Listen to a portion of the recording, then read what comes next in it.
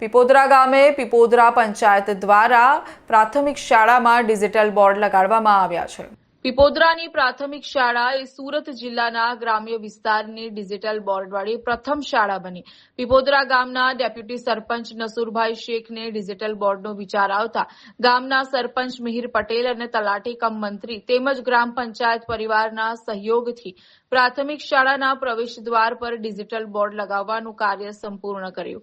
પ્રાથમિક શાળાના આચાર્ય, શિક્ષકગણ તેમજ વિદ્યાર્થીઓ તથા ગામના આગેવાનો દ્વારા ગ્રામ પંચાયત પરિવારનું અભિવાદન કરવામાં આવ્યું। પીપોદરા ડેપ્યુટી સરપંચ નસુરભાઈ શેખે બીજા ગામના અન્ય પદાધિકારીઓ અને વહીવટકર્તાઓને પણ પોતાની શાળાઓમાં આવા કાર્યો કરવા માટે પ્રેરણા આપી હતી તેમજ આશા વ્યક્ત કરી હતી કે અન્ય લોકો પણ આ પ્રકારના કાર્યો કરીને શાળાઓના વિકાસમાં યોગદાન આપવાની અપીલ કરી હતી।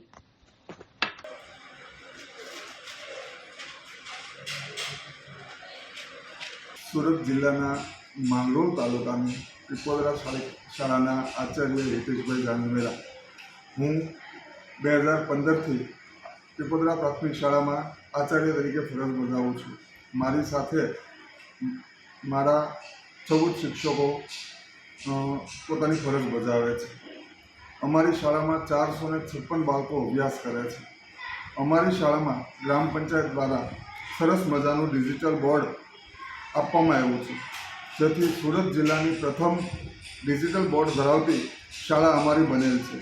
તો હું પીપોદરા ગ્રામ પંચાયતના સરપંચશ્રી, ઉપસરપંચશ્રી, તલાટી સાહેબશ્રી તથા ગ્રામ પંચાયતના તમામ સભ્યોનો આભાર માનું છું। જો આવું પ્રોત્સાહન અન્ય શાળામાં પણ મળે તો શાળાની ભૌતિક સુવિધાઓમાં ખૂબ સારી પ્રગતિ જોવા મળે।